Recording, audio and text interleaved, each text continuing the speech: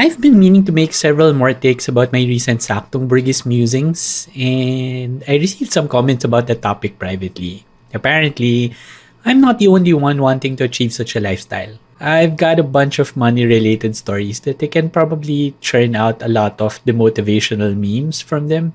Heck, forget Rich Dad Poor Dad. I'd probably launch my own Poor Dad franchise. But I'm taking a bit of a break from that with this video, because I've been suffering from some form of ranter's block the past week and I can't quite distill my thoughts. So instead of forcing it, I took a step away and just work on some of my gaming backlog. I apologize to my loyal subscribers who have been bombarded with notifications of videos of my recent The Last of Us Part 2 playthrough.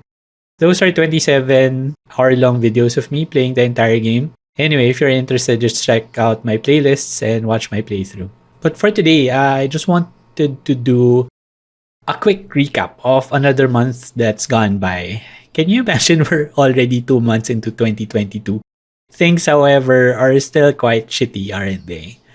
On the parenting front, schooling has really been more of a letdown. One of the reasons why we sent the kid to her current school is because they're advertised as a progressive institution. We did have a good experience last year from the same school, but for some reason, the kindergarten program just turned out to be a long-drawn review and practice session for big school admissions. In addition, online learning isn't really as rich of an experience as we had hoped. And I fear that the kids' social development has been stunted by the lack of independent interactions with peers. We also find ourselves spending most of our time working on week-long projects that are just unrealistic to make during the pandemic. Case in point, they were required to prepare a 100-item collection for show and tell. I mean, who has 100 items of something just lying around at home? Yeah, perhaps toothpicks. Just 2 months left into the school year, and I don't think there's anything else that could happen to convince us that we haven't been shortchanged by the whole experience. The upside, though, is that the kid's already admitted to a big school, so yay for us, yay for her.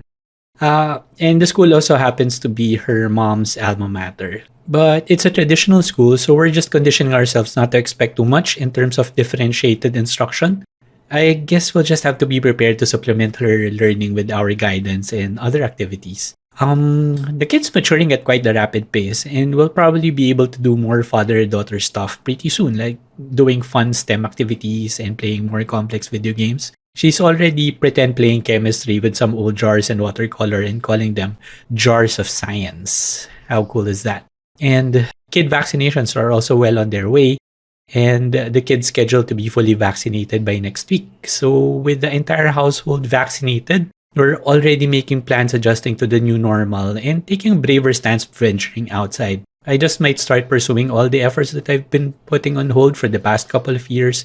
And that includes kickstarting my photography practice. So fingers crossed, I'd find a bit of success in that. Now, speaking of the economy, election season has begun and I haven't been so anxious about the potential outcome. A lot is riding on these elections because I wonder how long we'd be able to weather this kind of stifling environment. And should we elect some corrupt populist yet again, I truly fear for the kids' future. And if this wasn't bad enough to stress you out, elsewhere, Russia's also invaded Ukraine and there's been a lot of buzz about, potential World War III erupting.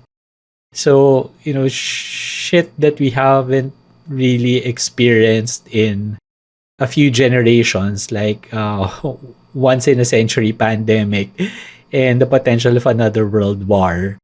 Imagine there's a chance that we'll be experiencing both in our lifetimes. That would absolutely suck. I'm not going to go into the details of the geopolitics of it. I wouldn't pretend to be an expert on such matters, but we're bound to feel the ripple effects. Gas prices are already sky high today, and they're projected to get bumps in the next few days, which means all of the other commodities are expected to get price bumps as well. Now, that means that we might have to be a bit more cautious when it comes to spending again. I don't know. It's been really tough, considering the economic crunch caused by the pandemic and, this potential global conflict. I don't know how to prepare for these things anymore. I just hope that this doesn't end with someone dropping a nuclear bomb on someone. Let's all hope for world peace and a more peaceful resolution to these hostilities. So anyway, that's 2022 so far, and February hasn't technically ended yet. So we still have a few more hours in our time zone. So with that, I just hope that by later, by tomorrow, say things get better for most of us here.